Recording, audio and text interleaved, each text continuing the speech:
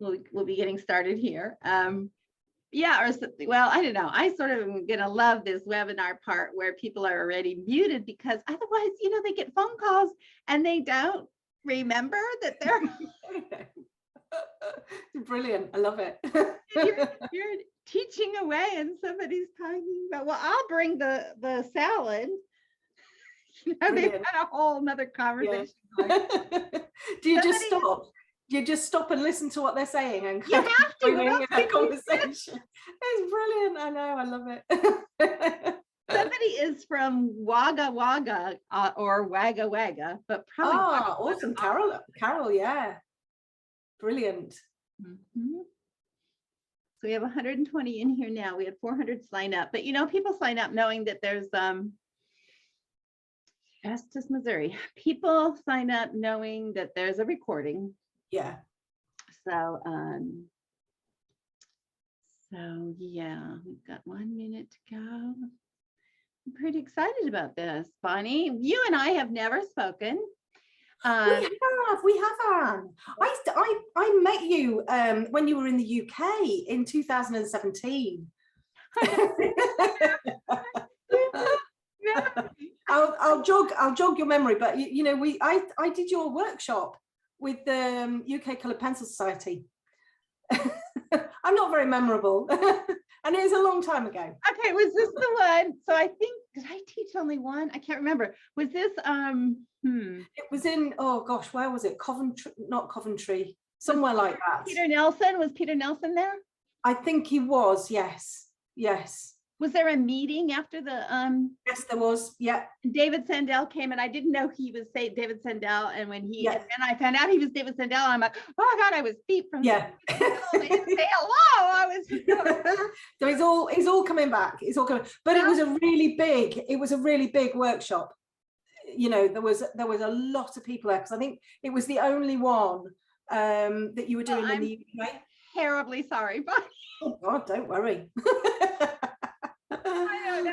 I'm gonna blame. I wish I could blame it on Blonde, but I don't think that's it. I actually think it's let's blame it on COVID. Like, it just was too stressful, and it just honestly, I know. I can hardly remember my name some days, so it's you know, not a problem. Somebody from, well, Bonnie, it's lovely to see you again. Well, it's very nice to see you, Anne, because I hold you in very, very high regard. That's for sure. Well, thank you. And you, I just have to say that we have somebody from Norway here, which is fun. I mean, which is no different than somebody from New Jersey, right below her. But anyway, all right. So Bonnie, I'm going to share my screen because I want to launch right into Harry, I still have the pen that you gave me. Sorry, Harry just said that he took my workshop in Paisley, and he gave me this adorable little Scottish pen. I can't believe it's not next to me. Anyway, I think of you often. All right, so we were going to go see Bonnie's Padlet with her work, and you'll still see the both of us.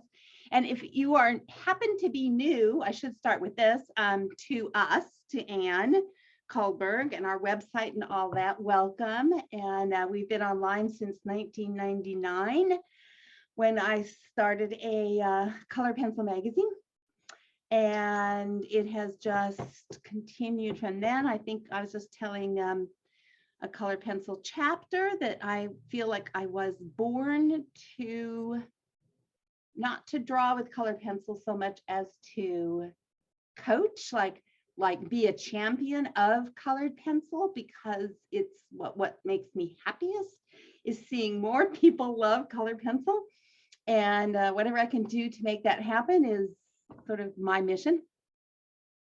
So that's me. And then Bonnie, we have Bonnie from the UK, from England. And, you know, you're here probably because you've seen her magnificent, incredible work. And we have a lot of her magnificent, incredible work here. And in fact, when we did our practice session yesterday, I clicked on this one and then thought, oh, that's the reference photo. And then realized, oh no, Now that is your art.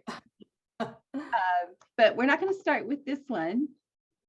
Do you want to say anything to start with? I just want to say how fantastic, you know, that you've invited me for this fabulous session, and how I just love what you're doing. I know that, you know, you've done one before with Jessie, and you're, you know, I think that one was so successful that you've decided to sort of keep on doing it. I think it's just such a fantastic concept, because, you know, you can sort of get to ask questions and get into the minds of the artists that you're interviewing. And it's just, honestly, it's an absolute honor, you know, to have been asked by you. So thank you so much. And yeah, I mean, I've been drawing for, picked up colored pencils in 2016. And I started doing coloring books to begin with. And then somebody asked me to draw their dog, which I was terrified about. And I did it and put it onto Facebook. And then people started asking me, you know, to draw theirs, and it kind of sort of snowballed from there, really. So Bonnie, did you do art before that, like of any kind? No, I did art at school.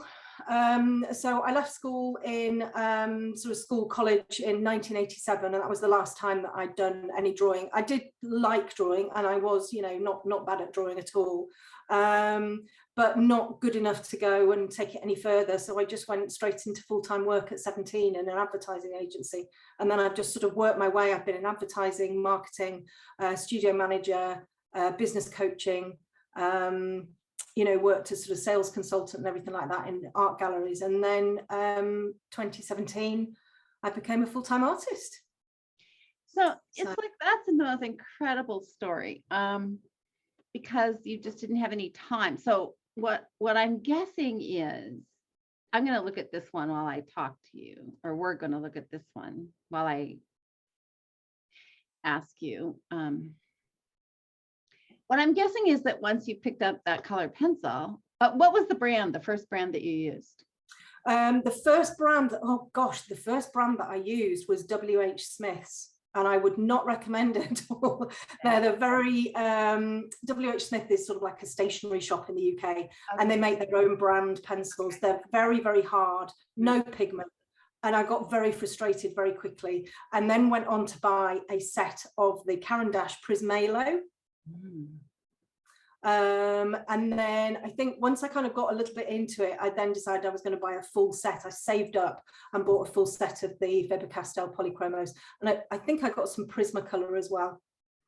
So you must have, like, okay, so you used those first ones and they were no good, but you knew that they were no good. And but when you got the next set, did you just feel like, oh goodness, it was like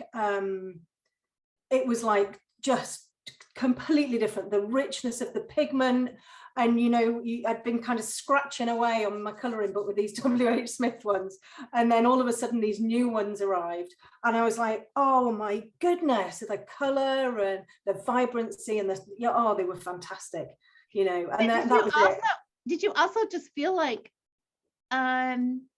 you just knew what to do with them? Like, I don't really understand how you went from 2015 or 16, or see, I've already forgotten when you started, but yeah, well, yeah. No, I mean, my first attempt was not very good at all. I don't know whether it's on the Padlet, to be honest. I don't know whether I popped it up there, but my first attempt I was incredibly proud of. And I think, you know, whenever we do pick up something like this, our first attempts, we are really, really proud of. No, I don't think it is there. That's a shame, actually. Do you have can we at least look at an earlier one while we're talking about this, your beginnings? These ones are all, okay, they're all sort of the last 3 years, really. Okay. These ones. Okay. I mean, I can find one that you can share. I can send it to you. I mean, can I get into the Padlet now to add it? Yeah, you absolutely can. Yeah, let me see if I can do that then. Let me see if I can get into the Padlet, and then while you're doing that, I'll just click on a few more so we can see them larger. Everybody, oh my gosh, I mean, hello, what on earth? Right, Bonnie, I'm just going to see. Bonnie, I mean, they're just incredible. Oh, that's really kind of you. Thank you. You know why? You know why they're incredible? Because they're very, very realistic, but you don't overdo them. Like Well, you know when to quit. yeah, well, I'll tell you why.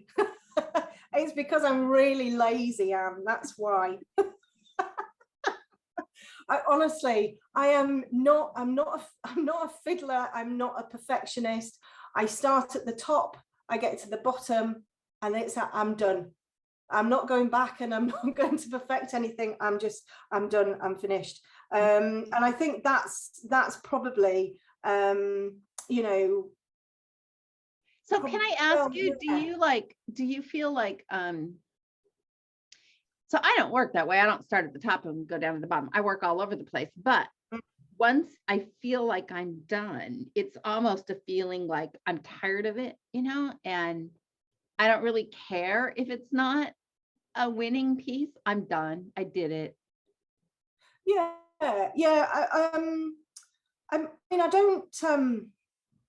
I'm not bored with it. I don't get bored with it. And what I have done over the year, over the years, what I have done is I've trained myself to enjoy every single part of it, because what was happening was I get to a point and I get all of I've just popped it up there. I don't know whether you can see that. Oh, okay. Okay. An early one. Let's look at an early one. Oh, I think it might be. Oh my gosh, that was like one of your first ones. That was my first one. Bonnie, yeah. I could kiss you for showing us this. Oh my gosh.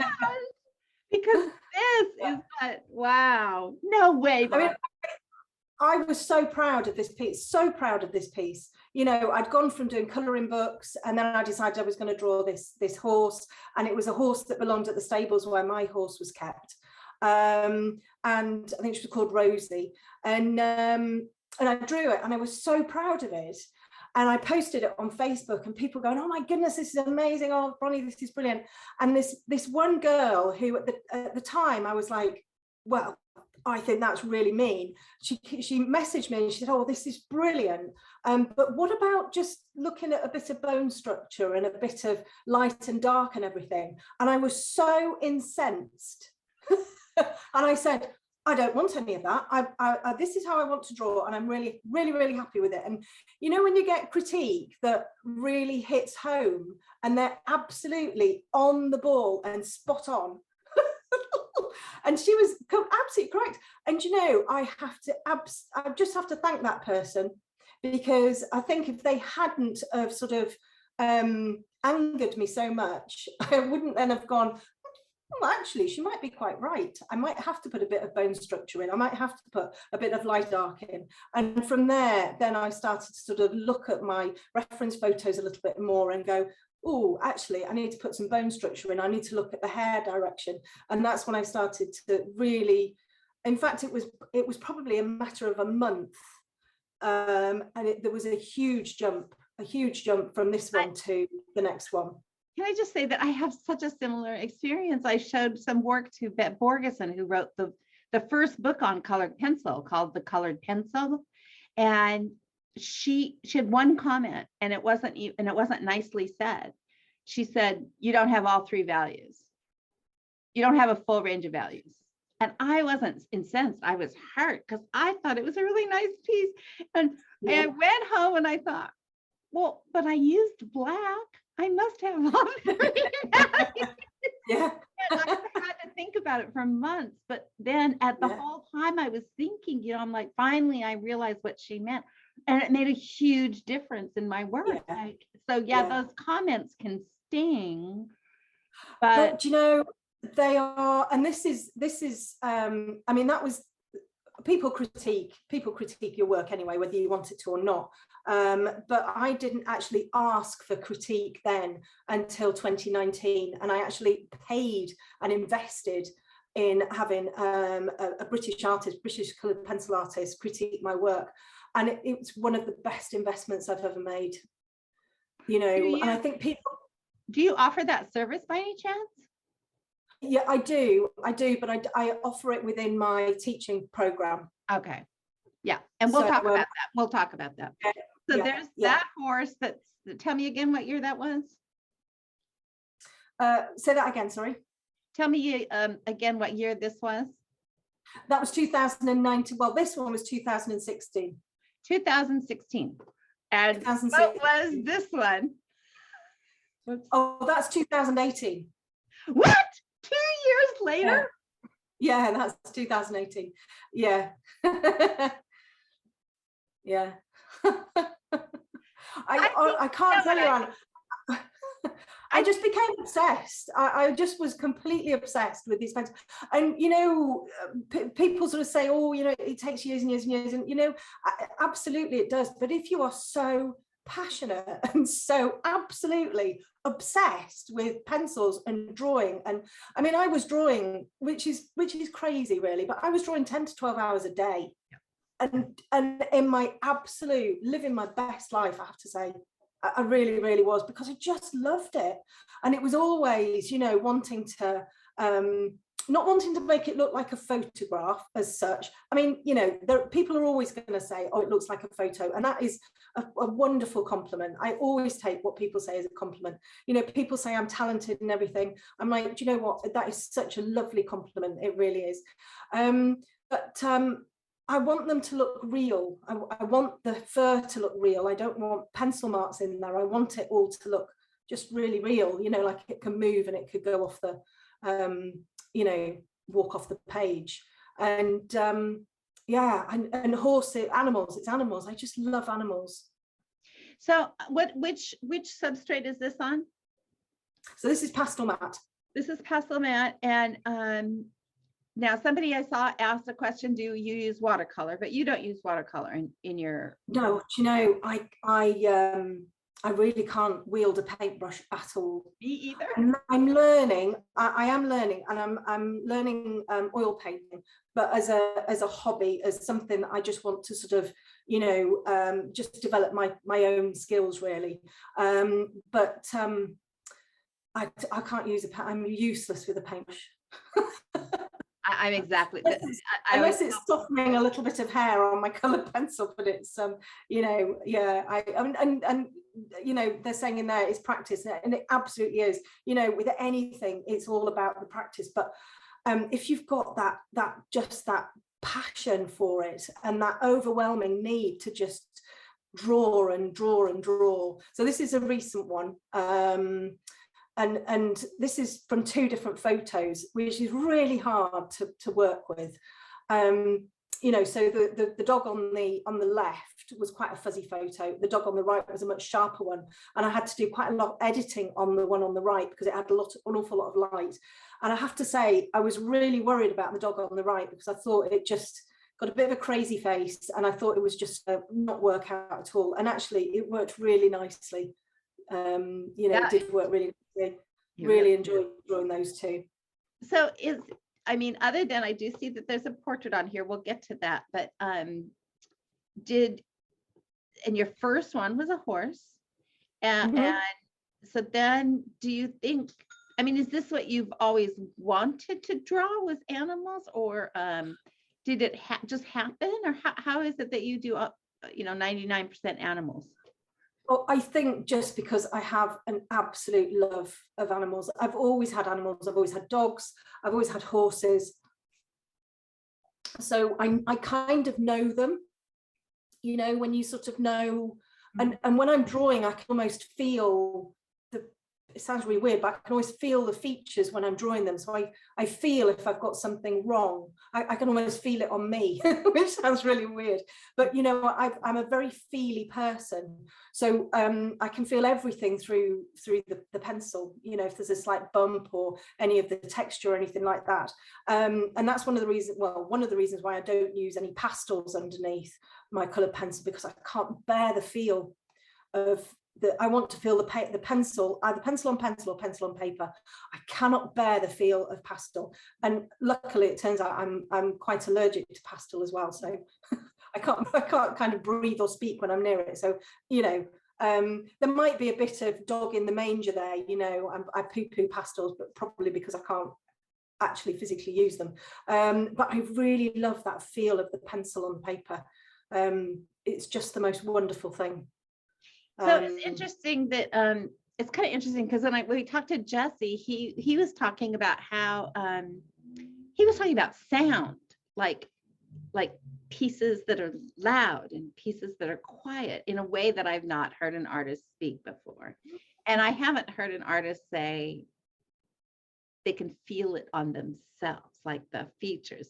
I'm trying to relate to that, but I don't think I can. And I don't know if it's because I don't do animals or what, but I find that I think I might kind of know what you mean, but I can't like actually recreate that within myself. I find that fascinating. Yeah. So Yeah. like what you're talking about this, well, I suppose what you mean is when it doesn't feel right, you fix it. Yeah. You know, when you're sort of, you're maybe, a lot of it is if I'm freehanding something. I mean, I do use a projector to kind of trace my outline and everything down there because it is so much quicker. Right. But you know, I started off freehanding everything, and if I'm freehanding stuff, I can feel if I've got the eye just slightly in the wrong place, or if I've got the nostrils slightly in the wrong place, and I can almost feel it. If that makes sense. Very strange. I think that I don't think this is your first life, Bonny. I think this is your second life at least. And because anybody that can go from this horse to this horse in 2 years. It's like uncanny. It's just like it's unbelievable. I believe you, but it's unbelievable. So before we go on, these are your three. Oh, so yeah, these are my three amigos.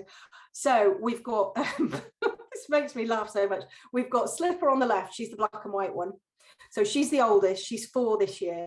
And Slipper came along at a very low point in my family's life because my husband left us in 2017. And actually, it was the best thing that could have happened. And, you know, it was fine. And we were all sort of happy after that. But Slipper came along as he left. So she sort of filled a gap. Well, more than filled a gap. She's the most amazing dog. She's Newfoundland cross standard poodle. So she's very big. I don't know in pounds, but she's nearly 50 kilos. So she's a big dog. And then we've got Vinny in the middle. Vinny is a Scottish deerhound. He doesn't abide by any rules at all. He just does whatever he pleases. He can let himself into every room of the house and steals toilet rolls. I don't know what he's doing with them, but he loves them. And then the one on the right, and this picture is just Nellie. This is Nellie. She is the happiest, funniest, the most hilarious dog. And she's Slipper's half sister. So she has the same mum, but a different dad. So she's a similar size to Slipper. And she's like this lovely chocolate color. And she loves cuddles, she loves kisses, she just loves to be squeezed, and you know, whereas Slipper, she likes the cuddle but only on her terms. And Vinny just, you know, normally laid on somebody's bed somewhere. And they're with me all of the time. You know, they're big dogs, but they're with me all of the time. In my studio, they appear in my videos, they're always snoring and wandering around, and you know, but they're brilliant company. They're lovely dogs. So that's your threesome there. You haven't drawn them? No, I've drawn. Yes, I have. I've drawn Vinny. Okay. I don't think I've got Vinny on there. Vinny's actually a full tutorial on YouTube. Yeah, you can draw him. I did a live draw along with him. Oh. And then I've drawn Nellie as a speed draw. So we did Nellie in like about 40 minutes or something. But I haven't drawn Slipper. I think what we'll do is, you know, before we're done, maybe I'll have you. I should have. This should have been on here. Maybe yeah. Well, if it's not on here, I'll have you put up a post with all of your, like, the YouTube channel, or you know, whatever those. Oh, right, yeah. Those links that you want us to be able to go to. All right, so was this in progress, or you just had the pencil in there to show it's color pencil? Just the pencil in there. So this one's on drafting film. Oh, is this on drafting film? Yeah, this one's on drafting film. Did you do the background on the front or the back? The background is on the front and the back, and the background is done with neopastels. Really? Yeah, the Caran d'Ache neopastels, which are they're the oily ones. Right. Yeah. The background, and it doesn't smear on the drafting film? Oh, well, so this is a funny story. So before I did this one, I did another one, a cat with a neopastel background, and I had this great idea, and I recorded it all, and I was like, right, we're going to do this background, it's going to be amazing, and I started to draw this background in, and it looked absolutely just looked dreadful. It was like a child drawing crayons on the thing, and I was like, oh, I'm not sure about this. I was recording it all, and then I sort of smeared it with the paper stump, and I was like, oh, this is all right, this is okay. But then when I put my hands on it, it was all sticky and icky and gloopy, and I was like, oh no, I'm not sure whether this is going to work. And then for some reason I had some like kitchen roll in the studio, and I just thought, oh well, I'll just see what happens if I wipe it. So I wiped it all with the tissue, and I got rid of all of the gloopiness, and we ended up with a super smooth surface that was this beautiful, vibrant color. So that's what I did, and it worked really nicely. That was on the front or the back of the film? That was, I had red and blue on the front, and I put black on the back to really darken it up, and I used the same process, and it worked beautifully. This one, I put the colors in, and then I used a bit of a putty eraser, kneadable eraser, stuck on the end of a paper stump, and I just went round and just dabbed it all off to get the little bokeh bits in the background. I like that you I like your tools are so professional, you know. Yeah, I know. Kitchen roll, putty on the end of something else. I know, that's me all over. I'm very professional. I love that, because you're not fussy, you know. I mean, oh no, I like that sort of thing. Like, well, let's try this, you know. Yeah, I'll pick up anything. Is the most brilliant background. I absolutely love that, and I've had very, very minor success on drafting film, but I might have to try that just because that actually looks like fun. Yeah, I really enjoy it, and once you kind of get, it's just like anything, isn't it? You know, you get used to your surface, and then when you move to another one, you think, oh God, this is horrible, I can't work on this at all. But once you get into it, and you kind of, you know, you can use similar techniques, but you always have to tweak them. And with the drafting film, you know, I'm used to using pastel mats, so I can get lots of layers in. With drafting film, you've got to kind of think before you put your colors in. You know, but it's a lovely surface to work on. Yeah, I mean, I did a sort of an abstract, and it was really fun because the colors are so vivid, you know. Now before we move on, what's the background? The pastel. Oh, the pastel mat. Yeah. No. On this one, the the neopastels. Yeah, they're not considered a color pencil, right? No, they're not. Yeah. So this is like mixed. This is mixed media. Mixed media. And yeah, I mean, I tend to. I'm just a pure color pencil artist, really. I tend to only use color pencil. I don't like using any mineral spirits or blending, anything like that. I just use my pencils. I'm actually the same. I don't think there's nothing wrong with using mineral spirits and stuff like that, but I just use my pencils. Well, for one thing, if you use mineral spirits, you have to use a brush, and you know, we don't want to do that. We don't want to do that. So now this one looks really different to me. This one is not this doesn't look like Bonny Snowdon to me, whereas the rest do. What? Yeah. So, well, I guess, so this is a recent one, and I guess because it's got a background in it, and quite a vibrant background, and I don't usually do backgrounds. And I just wanted to sort of show some different techniques and everything. So I used with the polychromos white. The polychromos white is a really rubbish white. Oh. Unless you want to use it to resist anything going over the top, and then it's a really great white. So I used that in the ears. Okay. So we could get the hairs in first, and then we could get a little bit of depth and value and everything in there, and the hairs would still stay. So I wanted to bring that onto this piece, and then I wanted to do a background in pure pencil. So it's, I mean, it's looking a little bit grainy, you know, on the screen, but the background is just polychromos.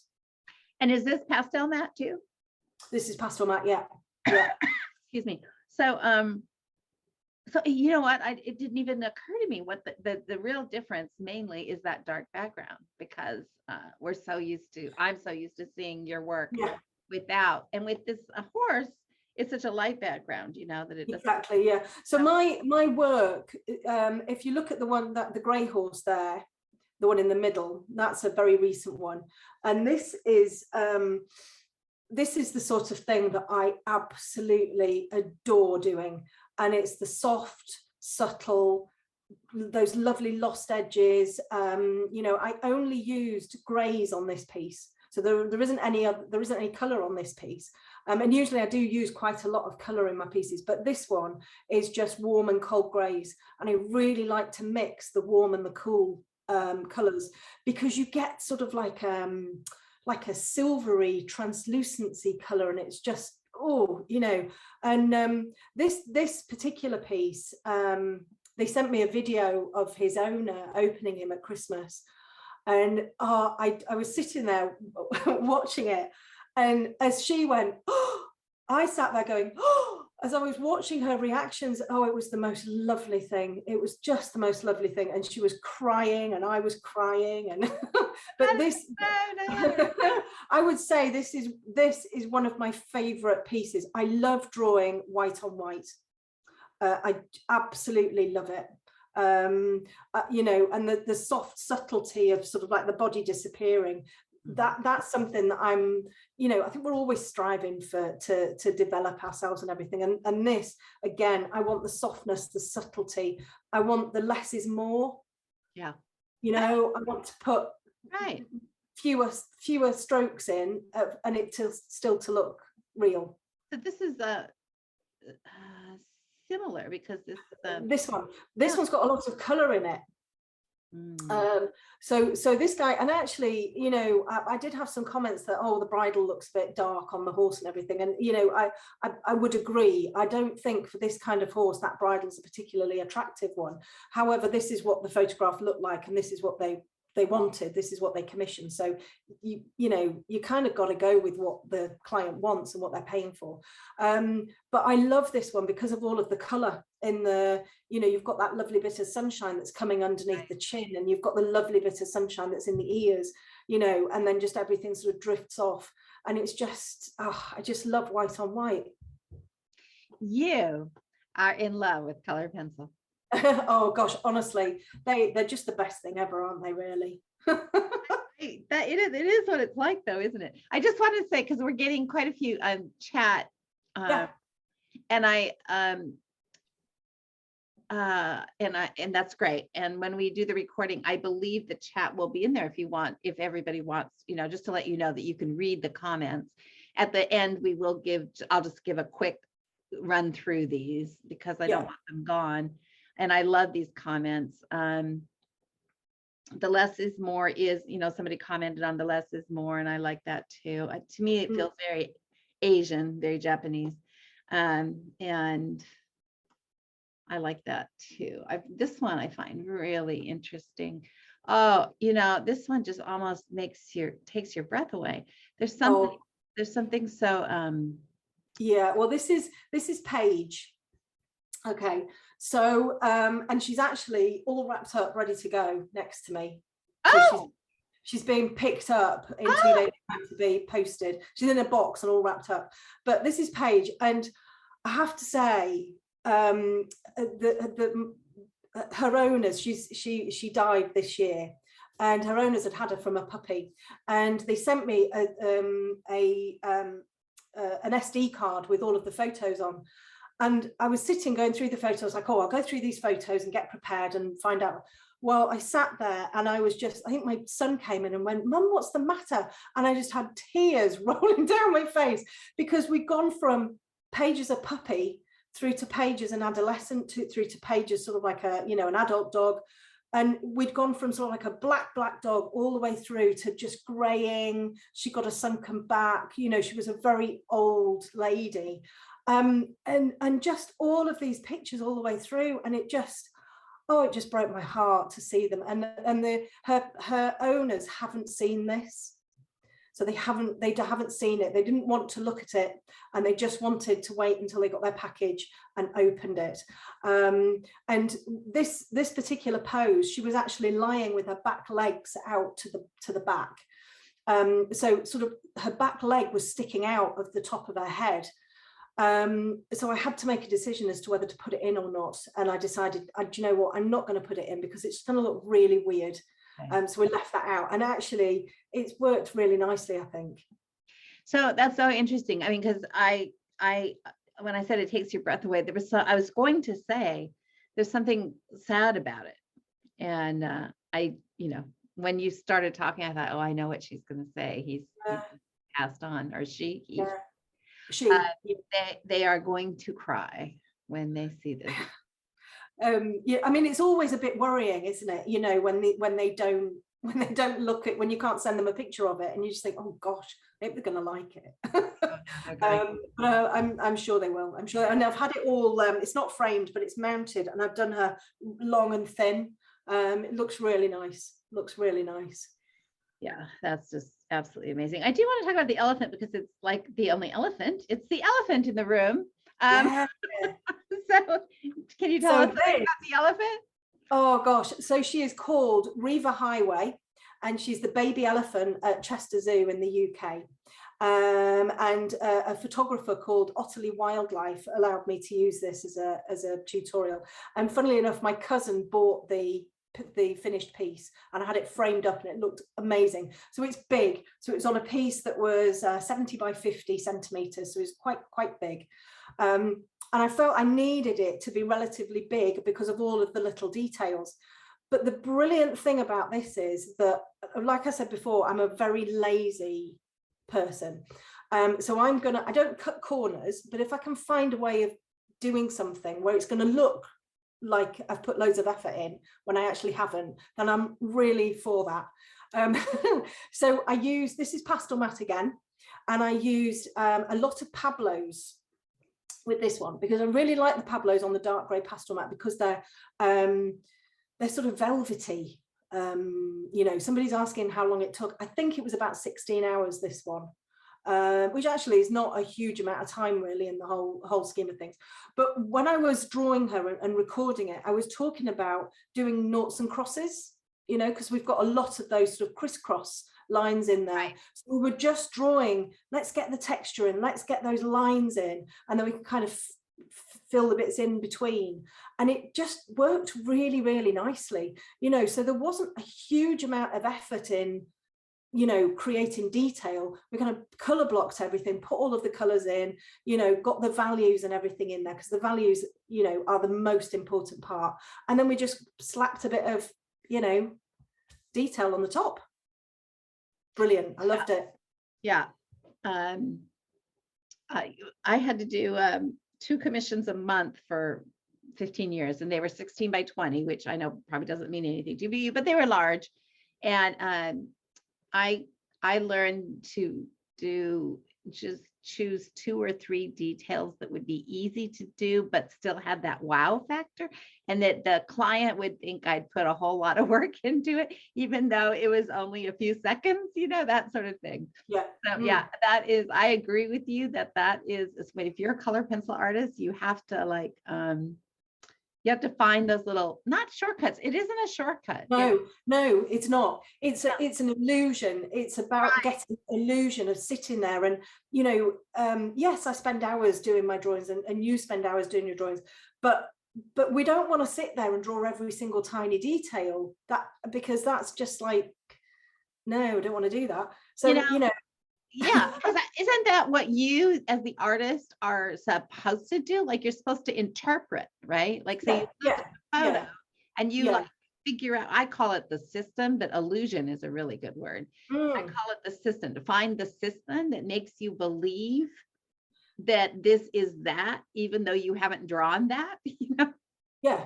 exactly. And this is, you know, where people go, gosh, you know, you put so much sort of effort into the details. And I'm like, well, actually, a lot of it came from just blocking in values and color and then putting a few little, you know, the other thing that I've come to really understand in the last few years is that I don't need to put detail everywhere. Yeah. So there can be areas where there's not a huge amount of detail at all, you know, and that still has quite a nice effect. With a piece like this, the focus is kind of over the whole thing. Yeah. But if you're on sort of like you know, an animal's face or something, you can have fur that, oh, this is Sarah. Yeah, Lovely. but this is what I mean about, you know, when to quit, you know, because you don't have every hair in there, because you don't need every hair in there. No, and that's it. And I get a little bit overwhelmed, you know. I think your brain can make, well, it does, your brain puts things together, you know. You just need to give it a little bit of, this is kind of what's going on, and then your brain goes, oh, I know what's going on, yeah, I'll sort it out, and I'll, you know. But this was done on drafting film as well. Yeah. I love this one, and it was a really awful photo, blurry photo, but do you know what, I really like working from blurry photos because there's no detail there to draw, so I don't have to draw it in, so I can just concentrate on the values. If this is on drafting film, so do you have it backed with white? Yeah, so I'll put, what I'll do is I'll put something white and smooth underneath. I usually use like a Bristol, Strathmore Bristol or something like that, you know, a plate. So it's super very, very smooth, right? Yeah, underneath. And then when I have all my work matted before it goes to the client, and we usually put just mat board behind it. So it's archival, just sits behind it, and then we've got the window on the front, and it works really well. So I guess, I mean, I asked that, but well, I guess I should just say, do you have white on here, or is it just the white background? Yeah, so no, there'll be quite a lot of there's a lot of grays in there, and sort of yellowy colors, so there's some ochre colors in there. And what I do is I use the subtraction technique a lot. That really resonates with me. So I put the pigment in, and then to everybody's disgust, I take it all back out again. And people sit there going, hang on a second, I've just spent an hour putting all of that in, and you're now taking it all back out. So that's how I like, that's why I love drafting film. Yeah, because of right. Yeah, I can put that, it's called well, I call it the subtraction technique. So I put all of the pigment in, work up all of the values, and then you can see in the fur, I'll use like a Tombow, you know, little eraser or a slice tool or something like that, and I'll just bring out those lovely sort of, and that's, you can get really lovely soft, you know, highlights and stuff. Right. I see it as drawing in the highlights rather than erasing. Are you familiar with Tracy Frane's work on drafting film? He does these amazing. Oh, yes. He won the UK CPS exhibition. Yeah, he does. It's all subtraction. It's my goodness, it's amazing. Oh, it's amazing. Absolutely amazing. Yeah. Okay, so let's see what, oh gosh, we haven't had a cat in a while. Well, we just had a cat, but oh my gosh, another. Oh, okay, so this one was on hot press paper, a Fabriano Artistico hot press, which is my worst nightmare when it comes to a paper. I really don't like it. Why don't you? Well, because I have to use quite a lot of hard pressure, and it really gets to my joints. I think after doing this one, I had to have physio on my shoulder because I've used such hard pressure. I've got a very light hand, so I like to use really light pressure, and I find it really, really hard. You know, so this one, I used a lot of indenting on this one. Oh yeah, okay, indenting tool. So I used that on the whiskers. I used it on the sort of the guard hairs coming down the chest and onto the back. I've got quite a lot of strong colour in this one as well. Yeah, you know, we've got sort of like dark blue going down the side, and we've got some purpley colours up at the top. I find cats really hard to draw. And actually my cats probably on my social media get the most likes and comments and everything. I find them really hard to draw, and I think it's because their fur tends to be quite puffed out and fluffy, and you can't really see what's underneath it. And I've got a cat, but I tend to be more sort of horse and dog. I kind of really understand horses and dogs and their, you know, their bone structure and everything. But I do really like this piece. Oh, I did too. Was this are they all commissions? No, so this one's a tutorial. Sarah was a commission. The grey horse was a commission. There's sort of like a mixture really of commissions. Okay. and yeah. Is so how many commissions do you think you take in a year? So I used to take 9 a month. What? When I was working 12 hours a day. What? Yeah. When I first started, I would take on, because that's all I did. You know, when I started as a full-time artist, all I did was draw all day, every day. Well, I did. I mean, I worked 60 hours a week for 11 years, but I could only do 2 a month. Yeah, well, that's all I did. Literally all I did. Obviously it was far too many. But the thing was, when I first started, you know, my pricing was really low. So to be able to pay my mortgage, I had to cram more in. Right. So I took your advice back in 2017 and did I can't remember whether it was Shine or called Shine, and it's called Shine. I have to thank you because I'm always hearing from somebody who says Bonnie told me to take Shine. Thank you. Yeah. Well, that has been the basis, I think, of the success of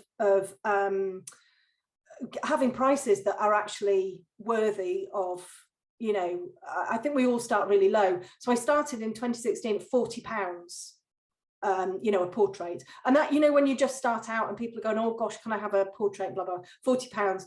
And I listened to your Shine in 2017 when I was full-time, and you were saying, right, you need to up your prices on a regular basis. When you've got 2 or 3 months full books, get your prices up.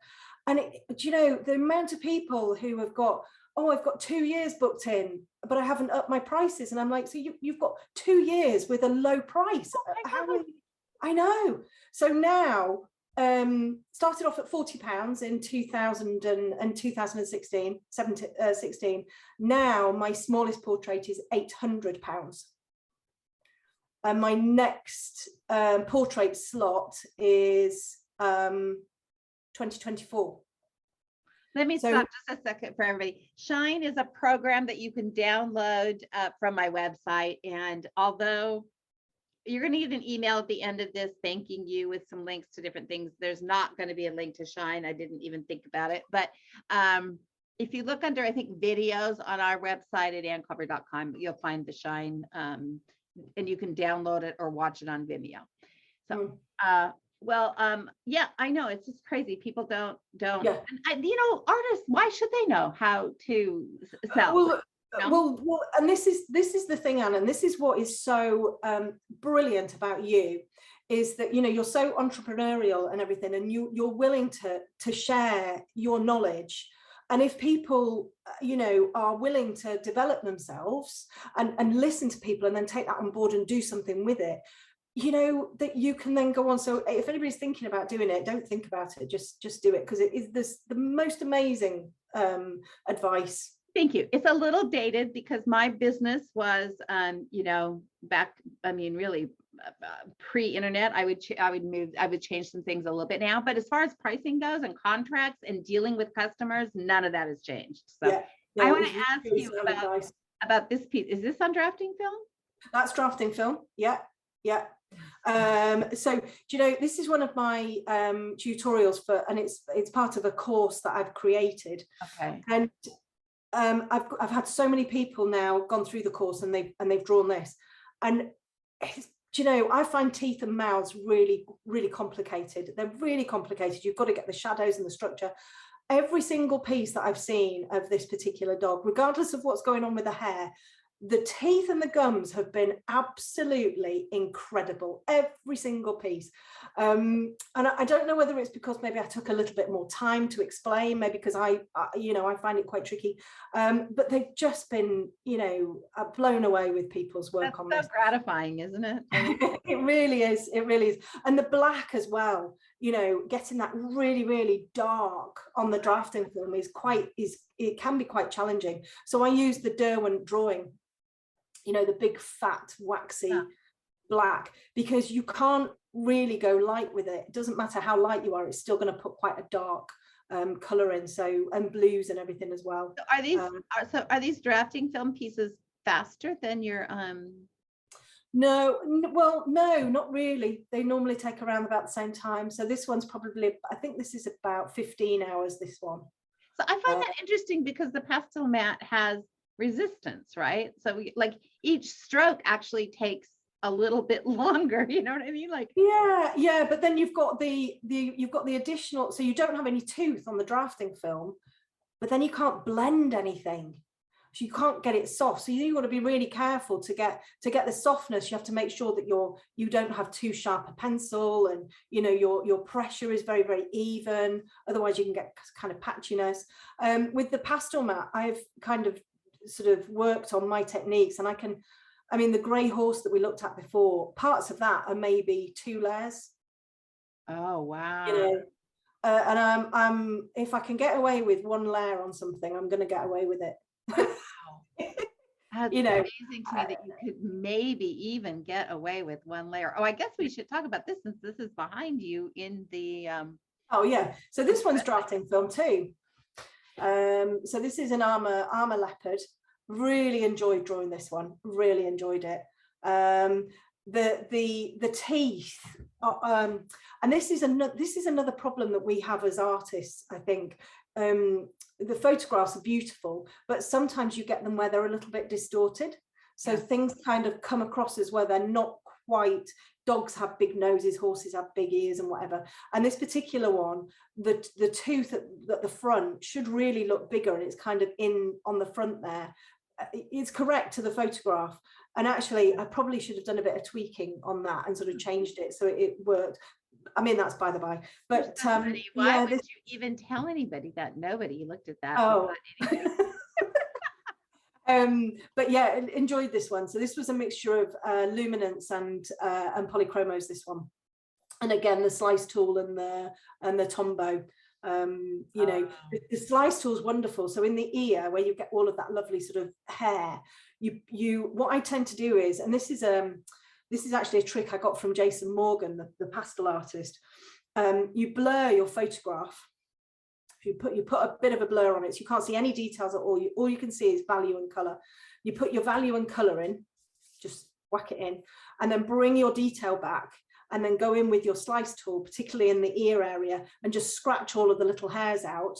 And then you go back in again and build the depth and sort of like the 3D-ness, and it works really, really well. But blurring your photo just gets away from you wanting to get into the detail straight away. Wow, I wonder if that would work on a portrait. And speaking of portraits, where'd it go? Where's the portrait? Oh, here we go. Oh, that one, yeah. It's not, it's a bit on the, yeah. So this is my first, well, apart from doing my portrait with you in Tammy. Our Tammy, right? This is my first human, and I always vowed I was never going to do humans, because I was just like, yeah, just animals, it's just animals. But I absolutely loved this. I loved it. The texture of the hat I loved, her hair, just everything about it I really loved. There's elements I need to go darker, I need to be looking at my values in the skin, but actually I like the translucency that I've got in the skin, and I'm quite good at getting my darks dark, I think, particularly sort of like the hat area and everything. I know that the skin needs a little bit of work, but I've really, really enjoyed it. Really enjoyed this one. The texture on that hat is amazing. Do you know how you did that? Like, I'm just like so intrigued. Yeah, so how did I use polychromos again? And I think it must be probably about 5 or 6 layers, and it was just sort of color over color, and it was just little round circles, so we got that sort of felty look. And then I used a paper stump over the top to smooth it out, and then went back in again. The thing with the pastel mat is, with it having sort of like it's not a gritty surface, it's sort of like a velvety surface. And when you use the drier pencils like the polychromos and the Pablos, they're quite hard and dry, so the pigment just sort of sits on the top of the tube, so you can move it around. You know, whereas if you use something like a luminance or a Prisma, they're a little bit stickier, so they blend, but they don't move around as such. The polychromos become almost like dusty, like powdery, and you can just move them about, and they're brilliant. They work really well. Oh, I just love this section of the hat so much. Yeah. I just can't take my eyes off it because it's so beautiful. But wow, what a first portrait. That's like incredible. We are down to the time. I mean, we have really no time. Look at that. But I see that we have 3 questions. Let me see. We already did that one. When using your tutorials, and I use a tone pastel mat, and you use white, the Wiener. I'm sure it's supposed to be Wiener. Oh yeah. But I use different colors to get the same effect. I'm struggling.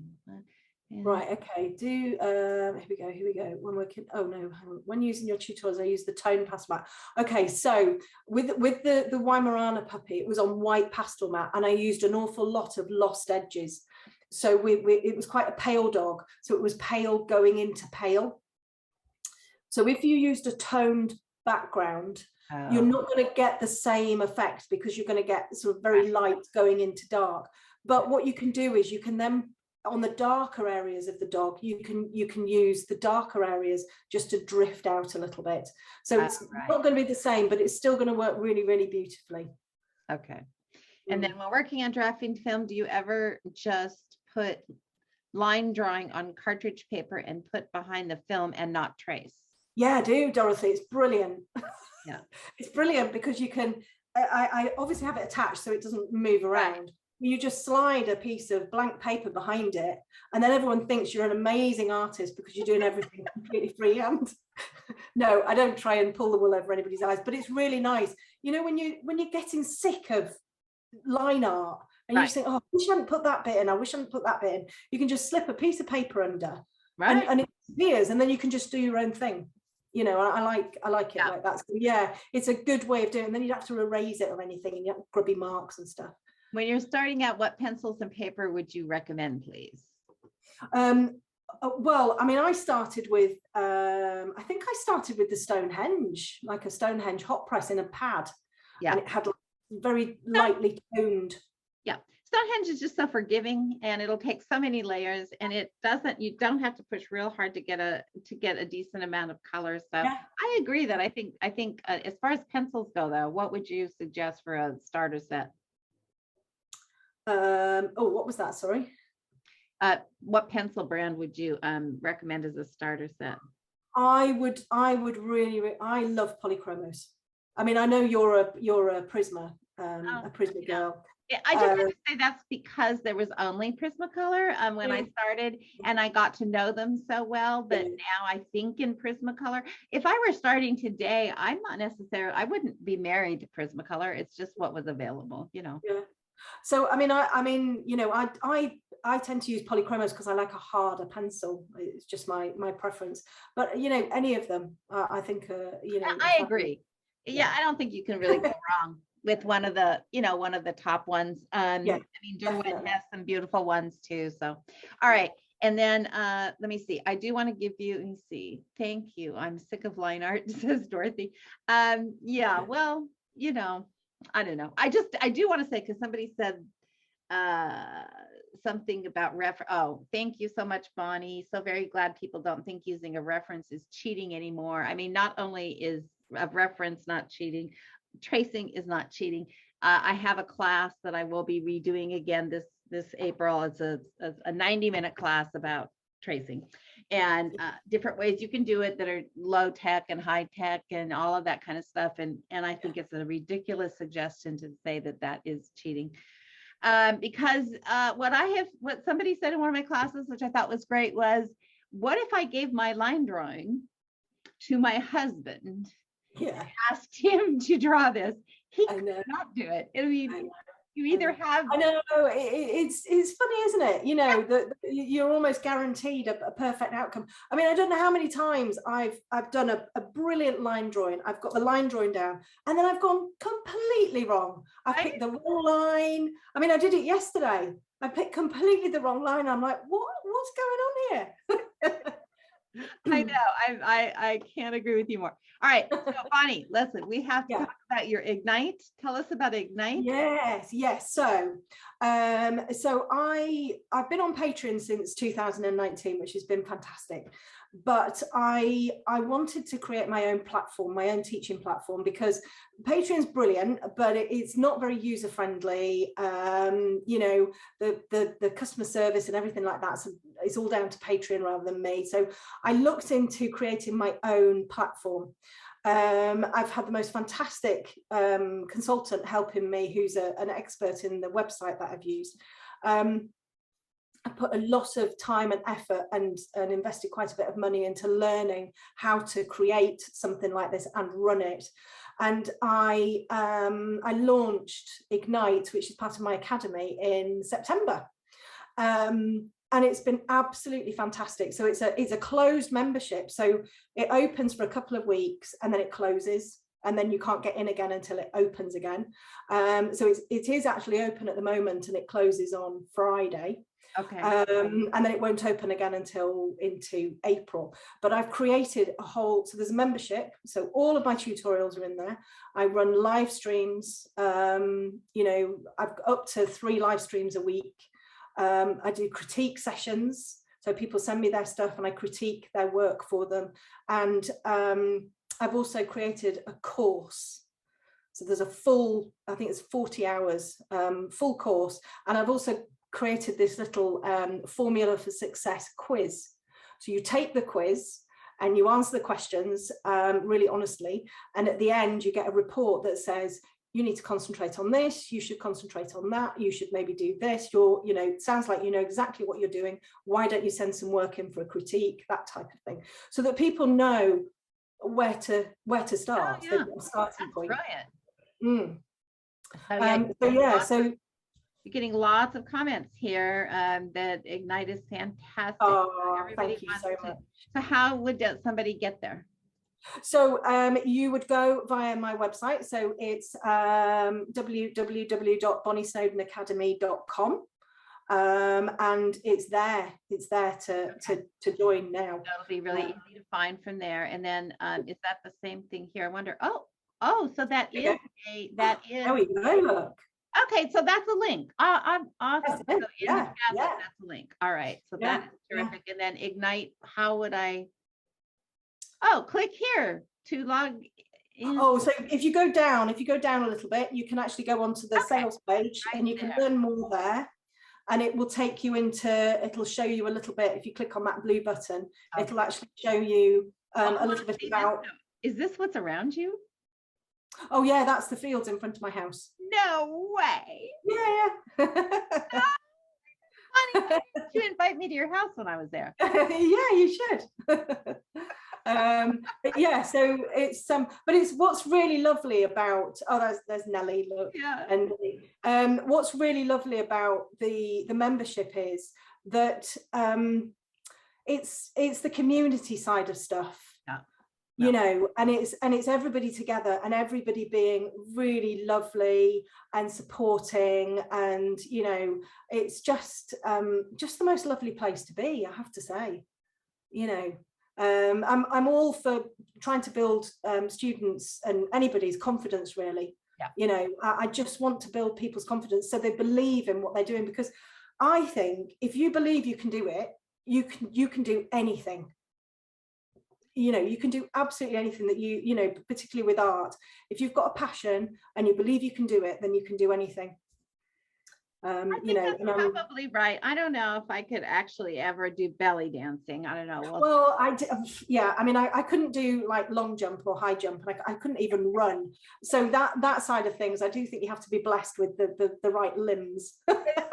And you know, yeah, I did just hear that it takes 10,000 hours to get to be brilliant at something. And Yeah. so with you working nonstop those first 2 years, basically you put your 10,000 hours in just in a shorter span than most people do. Yeah. Yeah. You know, and not everybody can do that. When I started drawing, I had a full-time job. So I was working 9 to 5. I've got 3 children, I've got a husband, I've got horses at the time as well. So I would come home, do all of the teas and all of that type of thing. And then I'd work into the night. I'd be there at 4 or 5 o'clock in the morning drawing because I absolutely loved it. No, I know. I know exactly what you mean. Well, Harry, it was nice to see you again. And I'm so glad you all enjoyed it. We are basically on time, only 3 minutes over. I don't think that's too bad. If you all had half as much fun as I did, then I know this was a success. You're absolutely a delight, Bonnie, and oh, bless your heart. Thank you. talented and such a genius and such a great entrepreneur and a delight. That's like you're one of a kind. So you're so kind. Thank you. And goodbye, everybody. You'll get an email thanking you with a few links, and then visit Bonnie. Obviously, it sounds like you want to get maybe Shine, and it sounds like you want to join Ignite. And we'll see you again. Yeah. Thank you so much, Anne. It's been really, really lovely. Yeah, it's been a great afternoon. I know. Well, evening for you. Well, it is evening. Right. Yeah. I know you're going to get back to your pencils and your dots. Thank you so much. Thank you ever so much, Anne. All right. See you later. Bye.